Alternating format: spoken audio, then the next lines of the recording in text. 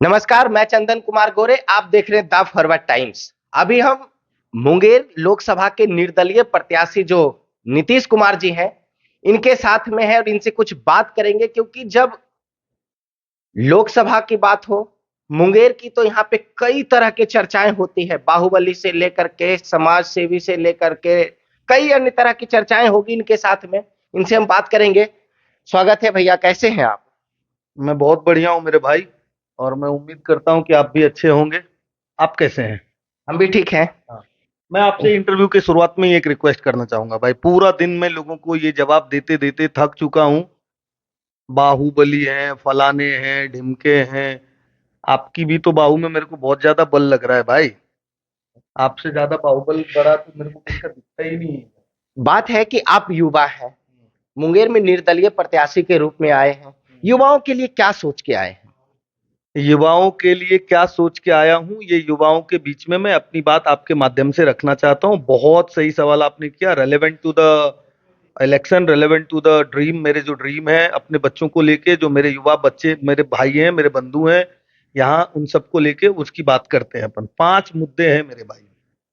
कौन कौन से मुद्दे हैं, गिना दीजिए। पहला मुद्दा, रियल एस्टेट एंड इंफ्रास्ट्रक्चर के डेवलपमेंट के माध्यम से लाखों की संख्या में रोजगार का सृजन करना।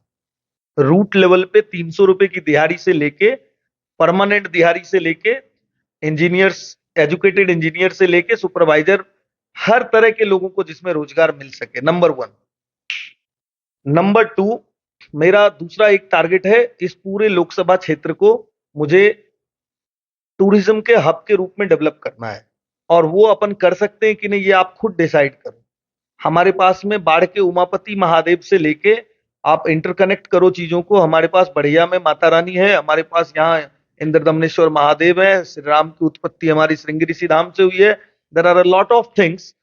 इफ मुंगेर में हमारी बहुत सारी कष्टर्नी माँ सीता के वहां से लेके कई ऐसी सारी चीजें हैं जिसको हम इंटरकनेक्ट करके एक ऐसा पैकेज बना के हम अगर पूरी भारत में उसको एडवर्टीज करें कि एक्चुअली हमारे घर में है क्या, वो आप खुद तो पहचान लो।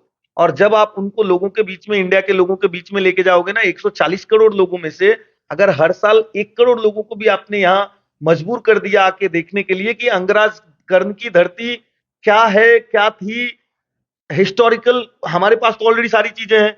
महावीर हमारे यहाँ से। तीसरा। तीसरा हमारा इसको एजुकेशनल हब के रूप में विकसित करने का है। एजुकेशनल हब की जब मैं बात करता हूँ तो कॉलेजेस और इंफ्रास्ट्रक्चर तो बहुत सारे हैं मेरे पास में, ऑलरेडी भी है भाई। बट सिर्फ जॉब की सर्टेनिटी नहीं है, श्योरिटी नहीं है जॉब की, कि लोगों को after the completion of their means whatever they are doing, like engineering, medic, जो भी कर रहे हैं वो, ग्रेजुएशन कर रहे हैं, doesn't matter from different stream से, कौन से स्ट्रीम से करते हैं वो, but they are not getting a permanent job of ₹10,000 also. And you are also, आप भी अवेयर हो इस फैक्ट से। तो अपन एजुकेशनल रूप के हब के रूप में इसको कन्वर्ट करके कैसे उन बच्चों के लिए अश्योर कर सकते हैं जॉब को। अगेन मैं आप बोलूंगा तो आप बोलेंगे थोड़ा शॉर्ट में बताएं। अरे भाई कैसे शॉर्ट में बता दूं ये विजन को? मैं बोलूंगा नारायण मूर्ति को लेके आना है इन्फोसिस अपने यहाँ पे, ऐसे कैसे शॉर्ट में बता दूं वो कैसे आ जाएंगे यहाँ पे? उनके लिए हमें वो पहले प्लेटफॉर्म तो बनाना होगा। अब नारायण मूर्ति को हलवा तो है नहीं कि मैं बुलाऊं आ जाओ भाई, आ जाएंगे। बिहार में 2 करोड़ डालने के लिए किसी को बुलाता हूं तो बोलते हैं नहीं नीतीश भाई, बस मैं इधर खुश, आप उधर जाओ, आपको जो करने का अपने लोगों के बीच में करो। ये लोग बदलने वाले नहीं है। ये ऐसे जिए हैं ऐसे ही जिएंगे और ऐसे ही सिमरिया घाट तलक चले जाएंगे। अभी डिसाइड आपको करना है कि आपके बीच, आपके अपने बारे में जो एक धारणा लोगों की बन चुकी है, उसको बदलना है आपको या नहीं बदलना है। तीसरा मैंने बोला आपको एजुकेशनल हब। चौथा मैं बात करता हूं स्वास्थ्य की बात अगर मैं करूं, हॉस्पिटल्स बनाने से कुछ नहीं होगा भाई। आपके पास ऑलरेडी एक एग्जाम्पल है, पटना में ही पीएमसीएच एक क्यों हो सकता है भाई? ठीक है, उतना बड़ा पीएमसीएच हमारे यहाँ नहीं हो सकता है, छोटा प्रारूप तो उसका हो सकता ही है। छोटा एक प्रारूप हर विधानसभा में तो हो सकता ही है। वहीं के लोग डॉक्टर भी बने, आपके गांव के, आपके घर के लोग डॉक्टर भी बने, और वही आपकी सेवा भी करें। रात में 12 बजे उनको बोलो ये फलाना आजा भाई, मेरे पैर में दर्द हो रही है, उठ के आ जाएंगे आपके पास। अरे ये मेरे गांव के बाजू के हैं, ये तो मेरे चाचा भाई, कोई ना कोई सगे हैं। उस भाव से आपका इलाज करने आए वो डॉक्टर्स। तो क्यों नहीं बना सकते हम छोटा सा एक, वो आप बताओ, पीएमसीएच हमारे हर विधानसभा में? और इतने दिनों तक नहीं बना तो क्यों नहीं बना? और क्या नहीं बनना चाहिए? और नहीं बनना चाहिए तो मत बनाओ ना यार, हमें क्या लेना देना है, हम तो अपना सोच लेके आए हैं। आपको समझना है कि लगता है कि आपको बनाना है, बनना चाहिए, आप हमारा साथ दो। मैं वचन देता हूं आपको, अगले 5 साल में आपके हर एक विधानसभा में एक छोटे पीएमसीएच का निर्माण करूंगा, जहां पे आपके ही बच्चे डॉक्टर बनेंगे और डॉक्टर बन के आपकी ही सेवा करेंगे वो, और आपकी ही सेवा करके उनको भी वो खुशी मिलेगी जो मुझे आज मिल रही है। ये तो हो गया आपके स्वास्थ्य को लेकर के। अभी स्वास्थ्य के साथ शिक्षा हो गई, मैंने एजुकेशनल हब की बात किया, मैंने टूरिज्म के हब की बात करी, मैंने इंफ्रास्ट्रक्चर डेवलपमेंट की बात करी। पांचवा जो मुझे सबसे बड़ा मुद्दा यहाँ पे लगता है भाई, मैं भी एक गांव में रहता हूँ, और मेरी बात से शायद यहाँ पे 100 में से 99% लोग सहमत होंगे। गांव के आगे घर के मेरे जो नाली बहती है ना मेरे भाई, दिन भर मैं यही सोचते रहता हूं कि मेरा बेटा किसी तरह उस नाली के पास ना जाए। इतनी गंदगी में हम जिंदगी को बिता रहे हैं ना, इतनी अंधकार में बिता रहे हैं ना, क्या हमारा हक नहीं है यार? हमारे यहाँ पे वैसी व्यवस्था नहीं होनी चाहिए ड्रेनेज की हमारे गांव में? हमारे यहाँ पे वो लाइट्स की व्यवस्था नहीं होनी चाहिए हमारे गांव में?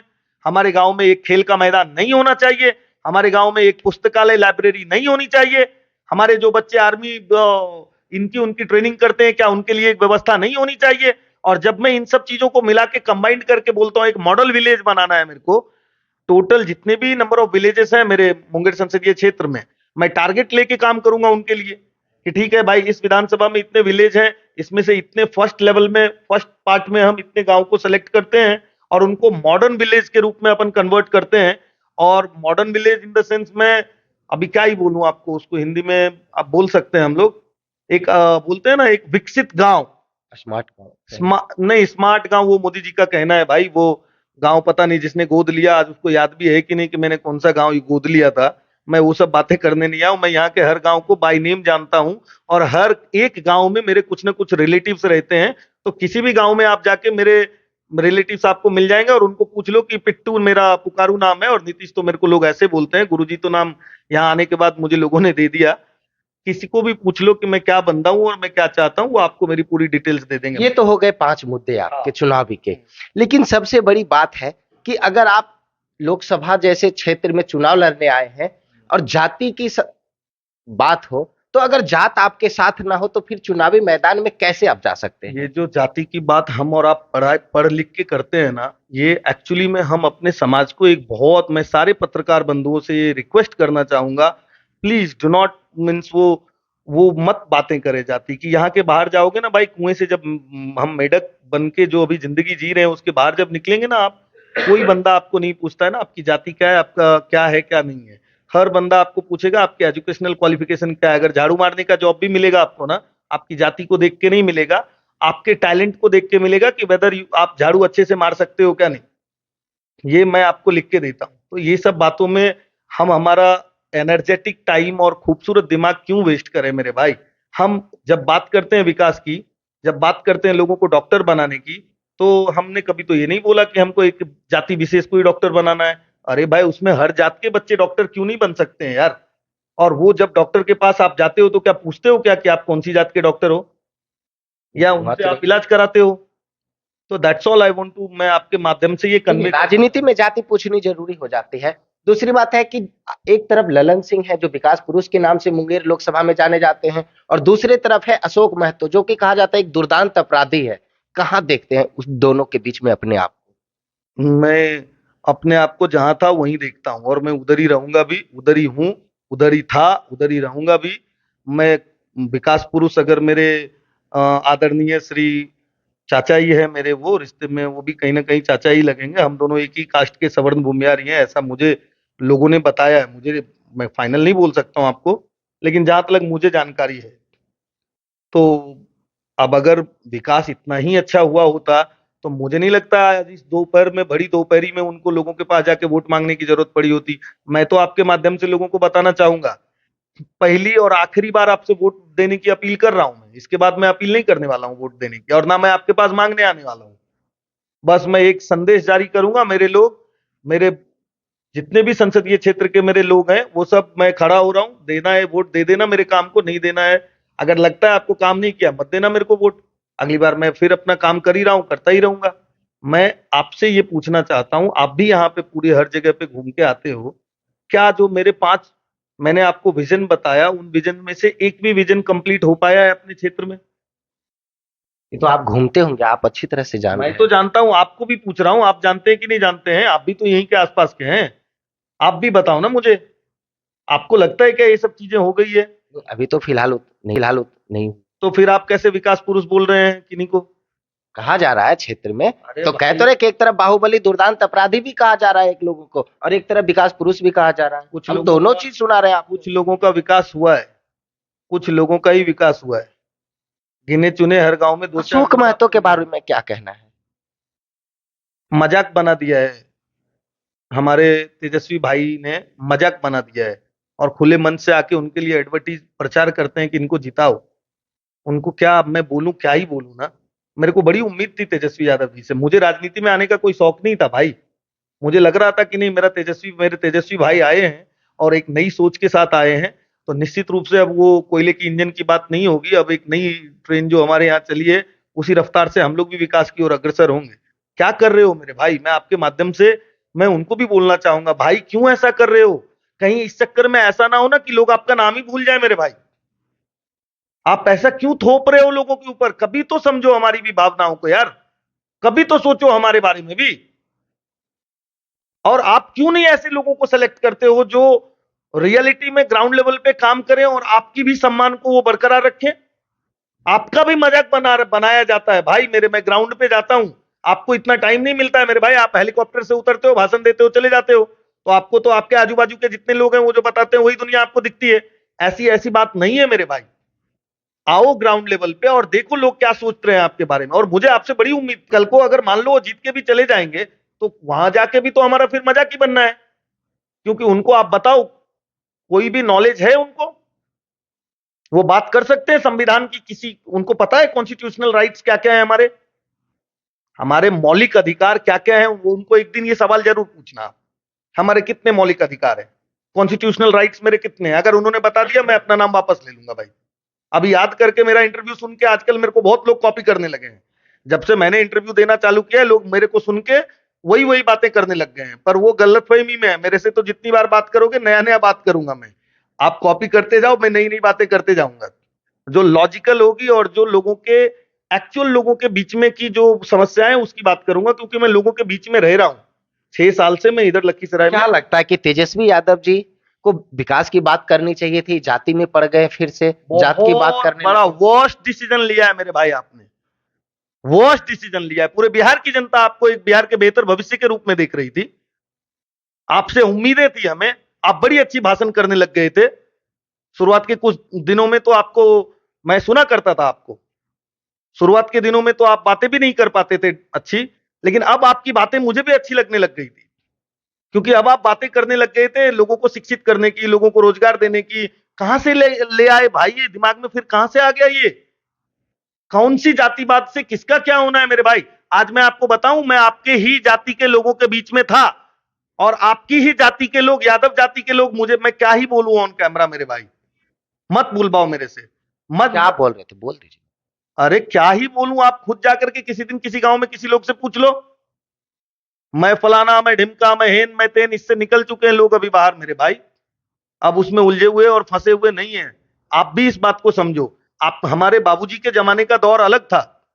आपके बाबूजी, हमारे बाबूजी एक एक उस जमाने के लोग, उस दौर के लोग थे जिस दौर में ये बातें मुख्य रूप से लोगों के बीच में जाके और पोलराइज करके लोगों को। आप भी उस समाज से आते हैं जिस समाज से अशोक महतो कहते हैं कि मेरा खुलेआम लड़ाई है, यानी कि मेरा लड़ाई सिर्फ भूमिहार से ही है, और आप भी उसी समाज से आते हैं, प्रत्याशी भी हैं। क्या कहिएगा? आखिरी सवाल है। मैं परशुराम का वंशज हूं भाई, और हमारे बारे में आप पता करेंगे। मेरे को मत उकसाओ, मैं अगर उकस गया ना तो फिर बहुत बवाल हो जाएगा। इसलिए मैं हाथ जोड़ के आप सबसे विनती करता हूं, मत उकसाओ, लोगों की भावनाओं से मत खेलो। जातियों में जाति का ये जहर मत घोलो लोगों के बीच में। ग्राउंड लेवल पे लोग ना एक दूसरे को नफरत की भाव से देखते हैं भाई। चूंकि आप टॉप लेवल पे बैठ के ऐसी कुछ बातें कर जाते हो, वो बेचारे उसी में, मतलब क्या कर रहे हो यार, क्यों कर रहे हो? प्लीज माफ कर दो हमको मेरे भाई, निकलने दो इस चीज से बाहर। मेरा ये रिक्वेस्ट है आप सबसे हाथ जोड़ के। और रही बात अशोक महतो जी की, वो किसको मारे, किसको जलाए, किसको फोड़े, किसको तोड़े। मैं तो खुलेआम बोलता हूँ, इधर ही नेशनल हाईवे पे मैं बैठा हूँ। मैं इधर ही बैठा हूँ नेशनल हाईवे पे। मैं उनके साथ में तेजस्वी यादव भाई को भी बोलना चाहता हूँ, आए, मैं इधर ही बैठा हूँ। और क्यों ऐसी बातें करके आप लोगों की भावनाओं को भड़काने का काम करते हो? क्यों समाज में जहर घोलने का काम करते हो? हमारे गांव में आप जब देखेंगे ना, जिस गांव से मैं बिलोंग करता हूं, हमारे गांव में पूरा हिंदुस्तान बसता है। हम 28 जात के लोग इस गांव में एक साथ मिलके रहते हैं। बोल रहे अगरा पिछड़ा का लड़ाई लड़ेंगे अब की बार। अरे कौन से पिछड़े ना कौन से अगड़े, अगड़े तो पिछड़े हो गए, पिछड़े तो और भी पिछड़े हो गए। तो कुल मिला जुला के सबके सब पिछड़े ही हो गए। इसलिए हमारा बिहार सबसे पिछड़ा हो गया। ये बातें मत करो ना मेरे भाई। बिहार को आगे लेके जाने की बात करते हैं ना अपन बैठ के, सिद्धांत पे, नीतियों पे बात करते हैं ना कि कैसे बदला जा सकता है। अगरा पिछड़ा क्या है रे मेरे भाई? अगरा पिछड़ा हो गया ना, पिछड़ा और भी अति पिछड़ा हो गया ना, अति पिछड़ा और गर्क में चला गया और पूरा बिहार खत्म। लास्ट में इंडेक्स में आप देखो हम कहाँ पे, इतनी स्टेट्स है हमारे हिंदुस्तान में, और हम कहाँ पे रहे, अपने आप को रख पाए हैं इतने वर्षों की आजादी के बाद भी। तो जैसा कि आप निर्दलीय प्रत्याशी नीतीश कुमार जी को सुन रहे थे, आगे जो भी अपडेट होगा हम आपको अपने चैनल के माध्यम से दिखाने का प्रयास करते रहेंगे। आप जुड़े रहें मेरे साथ। धन्यवाद।